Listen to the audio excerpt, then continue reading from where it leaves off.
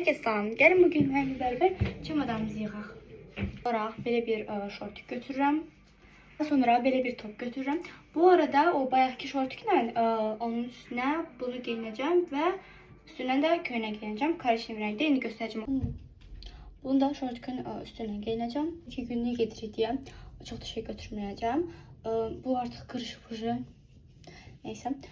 Belə bir tane uzun kol kofta götürürəm. Birdən havalar soyuyar deyə orada. Böyle uzun donum var. Göstər bilmirəm sizə bunu. Və lastimə götürürəm. Yəni havalar soyuyar deyə. Belə bir papaq. Bu bantik arkasındadır bu arada. Sonra saç maskası götürürəm. Və Zara'nın buduqsu. Bu arada bunun ne? Yəni möhtəşəmdir. Mənim olmazsa olmazım güneş kremi. Benim alerjiyam var güneşe karşı ama yine qaralabilirəm. Ona görə mənim üçün problem deyil heç də. Bu qolbağı götürürəm və bu aksesuarlar var. Və çamadanımız hazırdır. Bu arada burada təkcə mənim paltarlarım deyil.